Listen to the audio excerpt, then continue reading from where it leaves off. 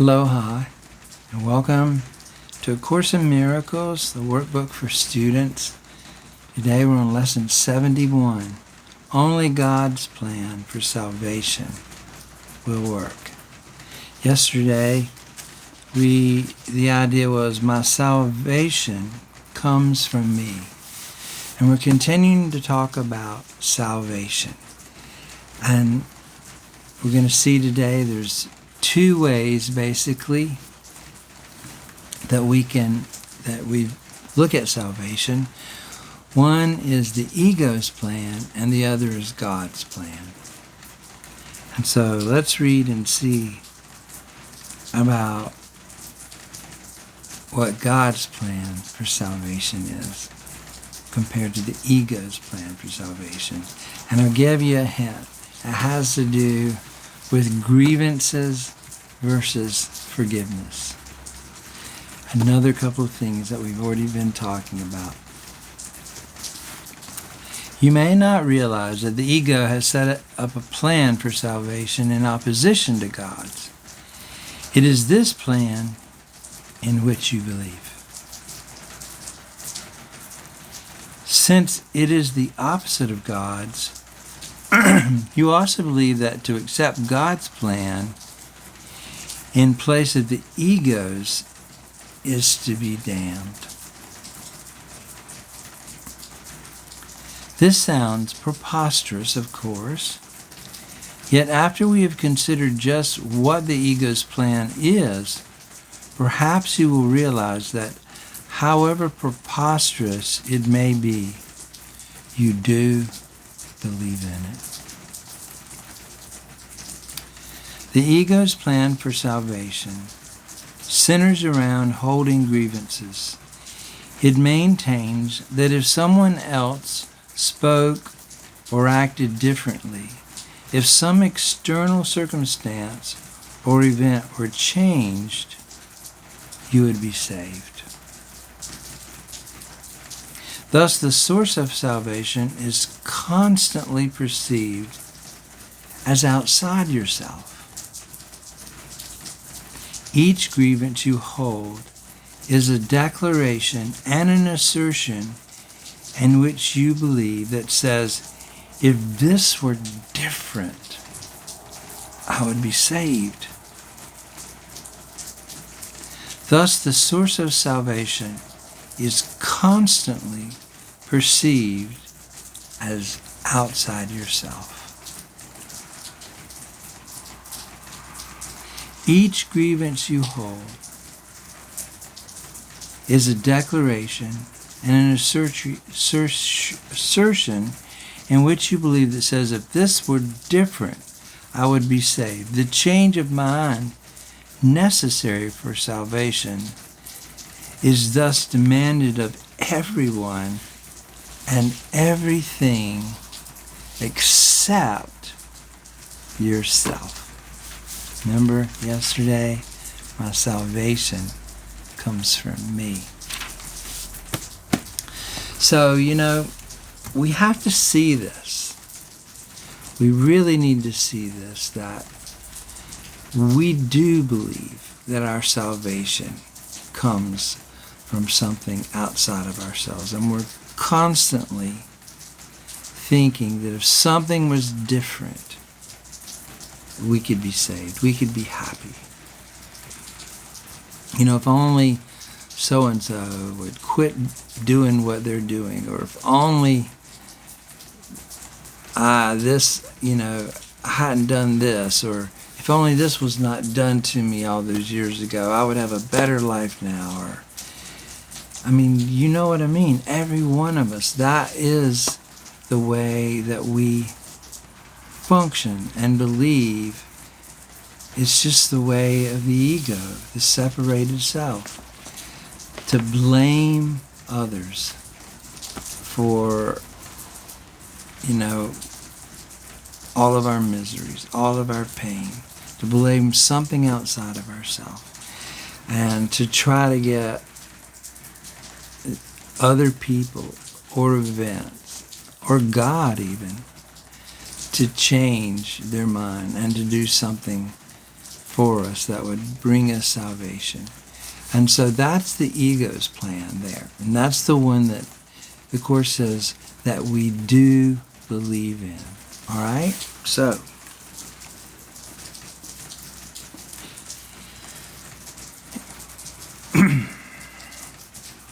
the role assigned to your own mind in this plan, then, is simply to determine what, other than itself, must change if you are to be saved. So we're thinking, what do I need? What needs to change in order for me to be saved? And that's really, a lot what you hear even in religious circles. They're always trying to change, or grievance. If only this were different or that were different, it'd be a better world. We'd live in a better country. And so this is so widespread. I mean, it's the way we have lived for hundreds of years, looking outside ourselves for salvation. Even in the religions that are looking for some savior to come back and save the day. Like in Christianity, they're looking for Jesus to come back and fix the world.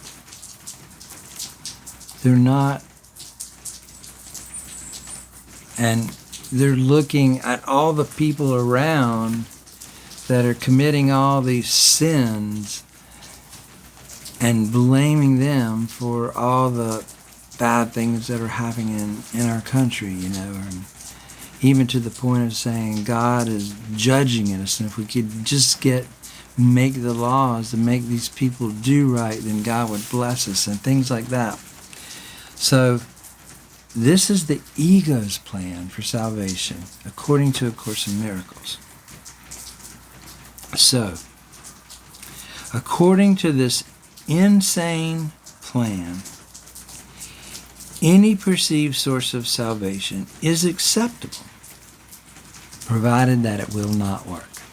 Because the ego does not want us to really be saved, because it means the end of the ego, the end of the idea of separation, the end of the self, our individual self. And that's the last thing that the ego wants to happen.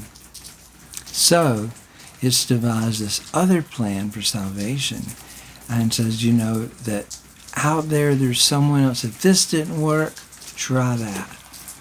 And it always keeps us looking outside because it knows that we'll never find it because it isn't outside of ourselves. So, this way of searching outside of yourself ensures that the fruitless search will continue, for the illusion persists that although this hope has always failed, there's still grounds for hope in other places and other things. So we always think, even if it fails, well, maybe this other relationship will be good. Maybe this other person will make me happy, or this other situation, or this other job, or this other guru, or this other church. So that keeps us looking outside of ourselves. Another person will yet serve better. Another situation will yet offer success. Such is the ego's plan for your salvation. Surely you can see how it is in strict accord with the ego's basic doctrine. Here's the ego's basic doctrine. Seek, but do not find. For what could more surely guarantee that you will not find salvation than to channelize all of your efforts in searching for it where it is not, where it cannot be found. That's the ego's plan, to keep us looking outside of ourselves for salvation, hoping that it'll around the next corner, the next person, the next best church or worship service or religion or book. God's plan for salvation works simply because by following His direction, you seek for salvation where it is. But if you are to succeed, as God promises you will, you must be willing to seek only there. Like I've said, and the Course says, this is an all or nothing course.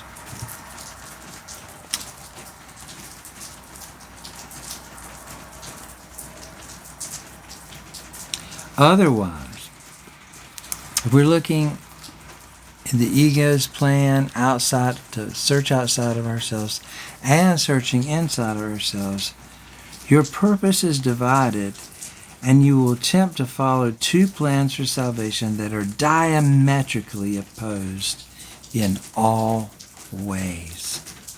The result can only bring confusion, misery, and a deep sense of failure and despair. You know, and you might be out there saying, well, you know, I've done A Course in Miracles, and it's a pretty cool book, and I like to read it now and then, and I've done the workbook, but, you know, it really hasn't worked for me. And this right here is saying that if you're still looking outside of yourself for salvation, as well as reading the Course and looking inside, it'll only lead to a deep sense of failure and despair.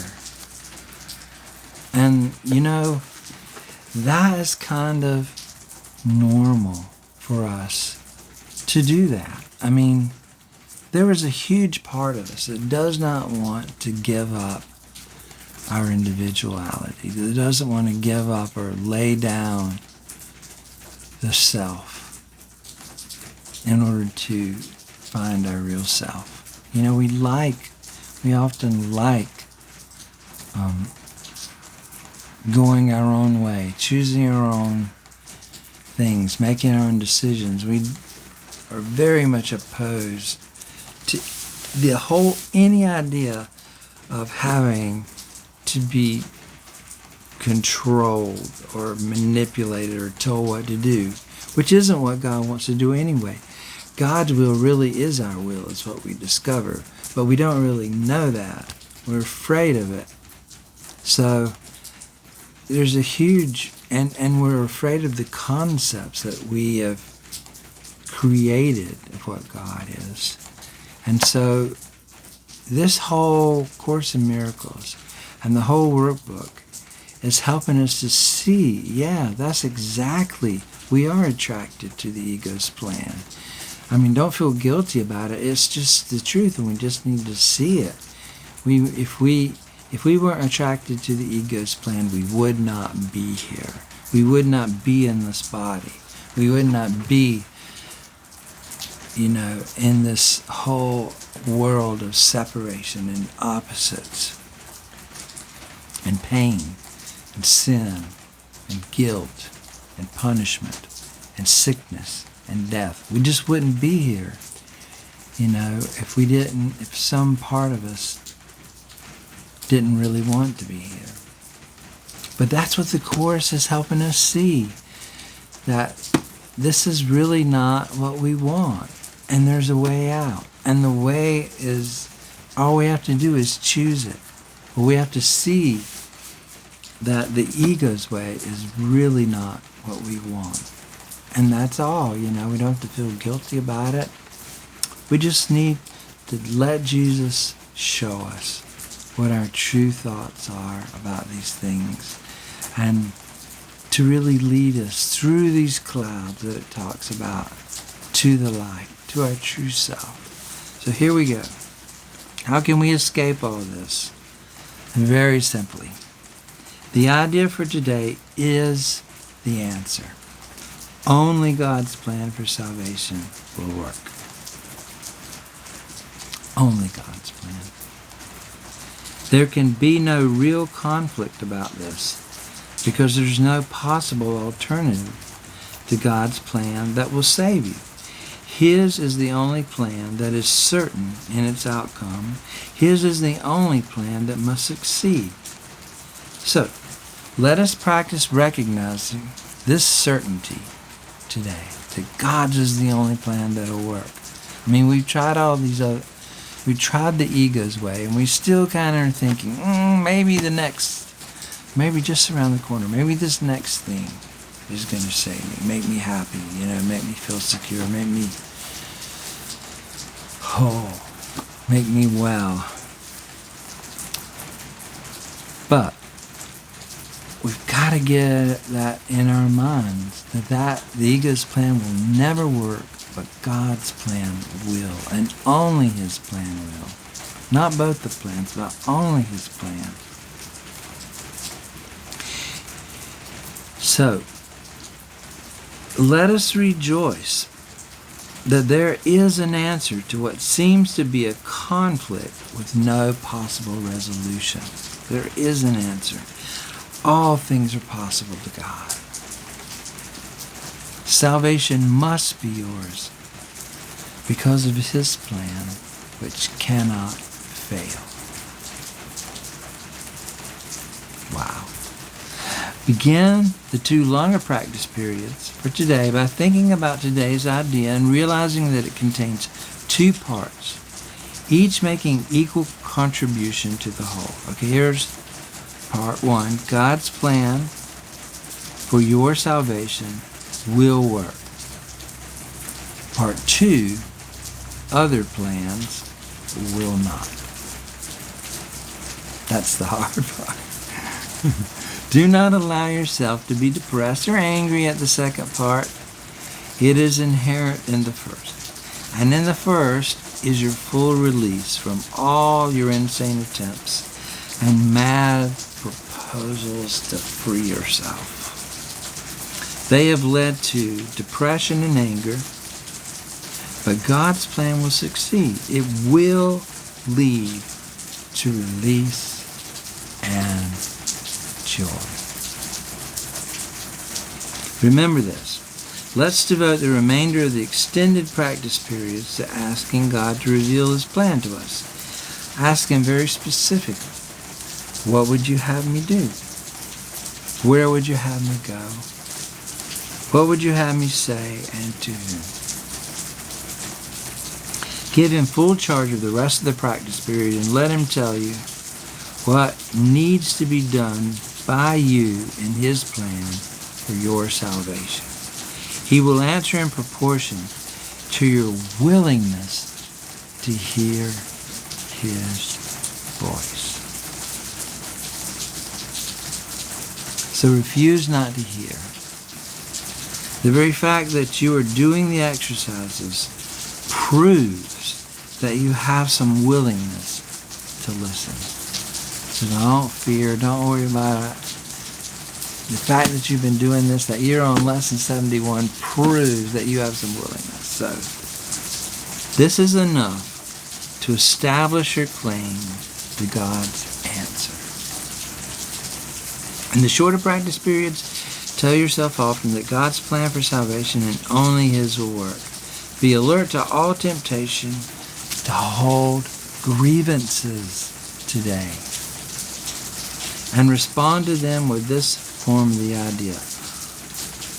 Holding grievances is the opposite of God's plan for salvation, and only His plan will work. Forgiveness is God's plan, but holding grievances, blaming something outside of ourselves. That's the opposite of God's plan. So, try to remember today's idea, some 6 or 7 times an hour. Now, that's a lot. 6 or 7 times an hour. That's about every 10 minutes or more. There could be no better way to spend half a minute or less than to remember the source of your salvation and to see it where it is. Where is it? It's inside yourself in your own mind. So today, about every 10 minutes, just remind yourself that God's plan for your salvation will work. It will work.